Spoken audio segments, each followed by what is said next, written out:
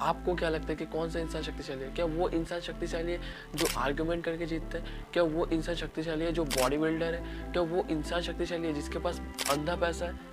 या वो इंसान शक्तिशाली है जो लड़ाई करके जीतता है? इन चीज़ों में से कोई शक्तिशाली नहीं। वो इंसान शक्तिशाली है जो अपने माइंड को, अपने बॉडी को कंट्रोल करके, एक्सप्रेस करके काम करता है, काम के ऊपर फोकस करता है, वो इंसान शक्तिशाली है। तो ये कैसे होगा? कुछ मिनट दे दो इन शक्तियों को समझने के लिए, ये शक्ति आपके दिमाग में घर कर जाएगा। ना केवल आप इन शक्तियों को समझोगे, बल्कि आप इन सभी चीज़ों को अप्लाई कर रहे होगे। ये सभी चीज़ें आप पर्सनली यूज़ करके देखा है। जितना मैंने इन सभी चीज़ों को अप्लाई करने के बाद फील किया, उतना आप सुनने के बाद फील कर रहे होगे। आप लोग देख सकते हैं, ये है सही पॉइंट्स। कंटेंट अपना वजनदार है, इसीलिए पॉइंट सामने रखने का जिगर रखते हैं। आप अपनी शक्तियाँ बढ़ाएं।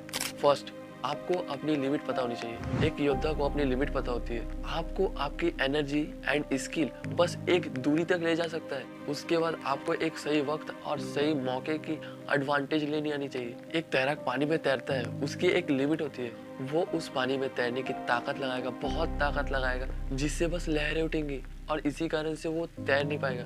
और जो इंसान हल्के पैर से तैरता है, वो पानी को अपने सपोर्ट में यूज करेगा और फास्ट तैरेगा। आपको पता करना पड़ता है कि आपको किस पॉइंट से किस पॉइंट तक जाना है, किस वक्त आपको हाथ पार मेहनत करना पड़ता है, किस वक्त को आपको इन सभी चीज़ों के एडवांटेज लेनी पड़ती है। ये सभी चीज़ें आपको पता करना पड़ता है। तो ये सब चीज़ें कब होगा? जब आप अपने ऊपर काम करोगे। सेकंड पॉइंट, लोगों के जोश को देखो, उनके गुस्से और उनके उतावलेपन को देखो। आप बस कुछ मत करो, बी अ ग्रेट ऑब्जर्वर। देखो, जो पहले चाल चलता है उसकी रणनीति पहले ही सामने आ जाती है। जब सामने वाला खुद को ऊपर दिखाना चाहता है, तब उसको डिस्टर्ब मत करो, उसे बस वही करने दो। 100 सुनार की एक लोहार की। ये गेम देखो, इस गेम में लग रहा है कि ये बंदा जीतने वाला है, और फिर लास्ट में जो ऑपोजिट बंदा होता है वो पूरे गेम को एकदम बदल कर रख देता है। एक बैल गुस्से से उड़ा सकता है, पर आप कुछ मत करो, आप बस ऑब्जर्व करो। वो बैल गुस्सा निकाल करके थक जाएगा, फिर आप उस पर हावी पड़ जाओगे। थर्ड पॉइंट, मनोभूमि में गेम बनाओ। हमें दो जगह गेम खेलना होता है, एक अपने मन से और दूसरा अपने कॉम्पिटिटर से। तो जो इंसान होता है ना,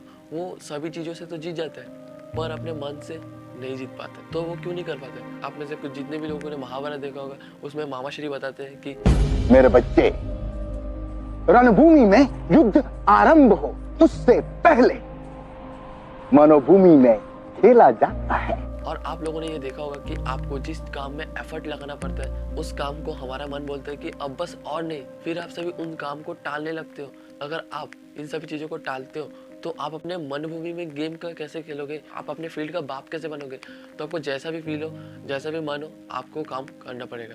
चौथा पॉइंट, जो वो देखना चाहते हैं बस उन्हें वही दिखाओ। हर एक जीव का नेचर है, उसके आसपास क्या हो रहा है उसे उस चीज़ को देखने का मन करता है। आप क्या कर रहे हो, ये सभी चीजें लोगों के लिए जानना मुश्किल कर दो। इतिहास में किसी भी योद्धा की सफलता का कारण होता है सामने वाले की इच्छा, सामने वाले का डर, लालच, इरादे, शक्तियाँ, कमजोरियाँ पता चल जाए। जैसे रात में कितनी जगह आग लग रही है, इससे ये पता लगाया जाता है कि कितने लोगों के लिए खाना बन रहा है, इसका मतलब कितनी सेना है। इन सभी टेक्निकों से वो अपने दुश्मन को जानने की कोशिश करते हैं। अपनी बातें अपनी तक रखो।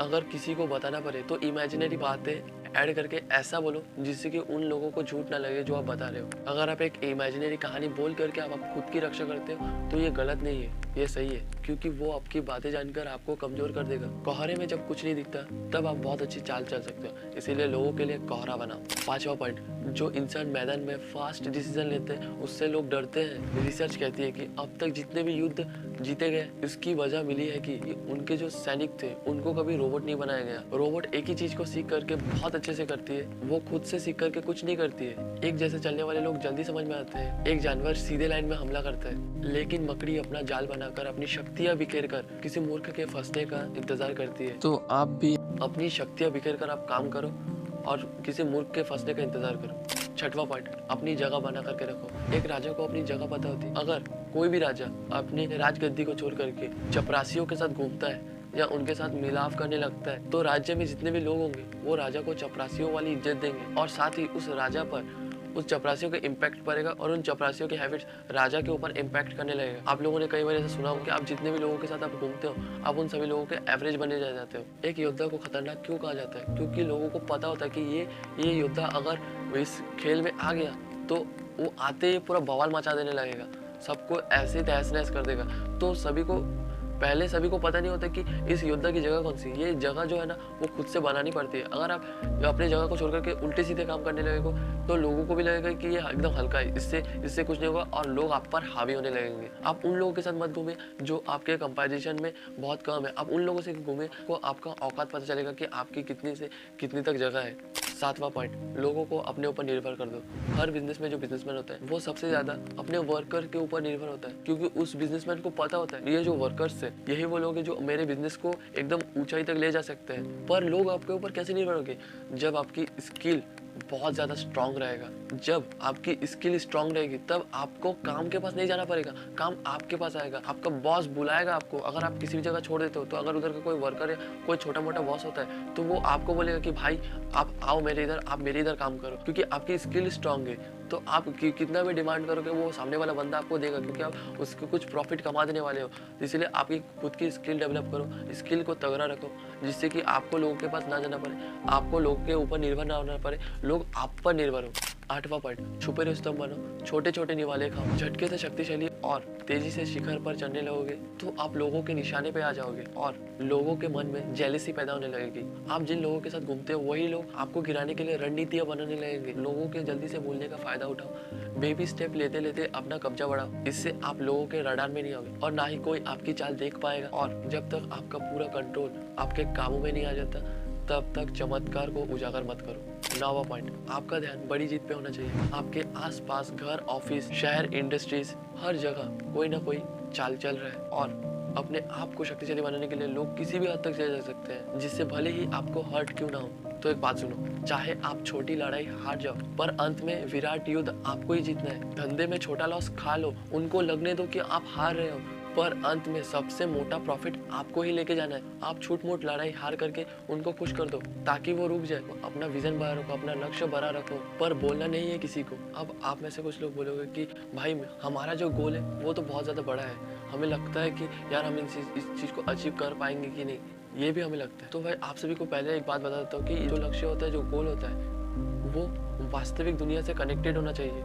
ऐसे ही नहीं हो जाता कि गोल ये है वो कर दूँ। अगर आपका ये गोल है कि आप ये सोचते हो कि आपको टाइम मशीन बनाना है तो आप पहले ये सब चीज़ों को आपको देखना पड़ेगा कि ये रियलिटी है या नहीं है। वाह, क्या ये मैं कर सकता हूँ? अगर इसके कुछ वजूद भी है इंडिया में तो अगर मैं ये सब चीज़ों का रिसर्च करता तो मैं कर पाऊंगा। तो आपको पहले ऑब्जेक्ट रियलिटी देखना पड़ेगा, वास्तविकता को आपको देखना पड़ेगा। प्लस इच्छा और लक्ष्य दोनों एक नहीं होता है। इच्छा तो कुछ भी हो सकता है पर जो लक्ष्य होता है वो वास्तविकता के बेस पे बनना चाहिए। ऑब्जेक्ट रियलिटी पे बात करो, जो आपको चाहिए वो आपको स्पष्ट होना चाहिए, आपको उस चीज़ की डिटेल पता होनी चाहिए, एक सेंटर पॉइंट पता होना चाहिए आपको। और अगर आप अपने गोल को अचीव करना चाहते हो तो आपको छोटे मोटे अचीवमेंट छोड़ने पड़ सकते हैं, तब जाकर के आप उस सब चीज़ों को कर सकते हो। 10वां पॉइंट, अपने आप को अपडेटेड रखो। तो अपने आप को अपडेटेड कैसे रख पाओ? बट एक मिनट, अपने आप की शक्तियाँ बढ़ाने में किसका हाथ होता है? पर्सनली खुद का, क्योंकि यार इस दुनिया में ना सभी आपको गिराने की कोशिश करेंगे। कोई ये नहीं चाहेगा कि आप दूसरे से ऊपर उठो, ठीक है? आपको अपनी शक्तियों को बढ़ाने पर काम करना पड़ेगा। ये सभी पॉइंट्स मैंने खुद से बनाए हैं, प्लस कुछ पॉइंट्स मैंने 48 सब लॉ से लिए हैं। आपको प्रॉपर तरीके से इन सब चीज़ों को फॉलो करना पड़ेगा, अप्लाई करना पड़ेगा, आपको देखना पड़ेगा, आपको एनालाइज करना पड़ेगा कि कैसे क्या वर्क करते हैं, ठीक है? और 10वां पॉइंट आपके लेफ्ट साइड में शो हो रहा होगा, तो आप इसको जाके अभी चेकआउट कर सकते हो। आपको कैसे लगा ये वीडियो मुझे कमेंट बॉक्स में जरूर बताना ये सभी पॉइंट, और आपको ये सभी चीज़ें कैसे लगा अपने बारे में जान करके कि कैसे शक्तियाँ बढ़ा सकते हैं। अगर आप सभी को अच्छा लगा तो आप एक फीडबैक दे सकते हो, कमेंट बॉक्स ओपन है। अगर आपको कोई समझ में नहीं क्या लिखना है तो आप यस लिख के छोड़ सकते हो भाई, जिससे मुझे पता चले कि ये सभी चीज़ें अप्लाई करी जा रही है। तो अपनी ग्रोथ को डेवलप करो भाई, अपने ऊपर काम करो, ठीक है? Thank you watching for cool influencer. Video पसंद आया तो लाइक कीजिए, सब्सक्राइब कीजिए। मिलते हैं नेक्स्ट वीडियो में। Love you all.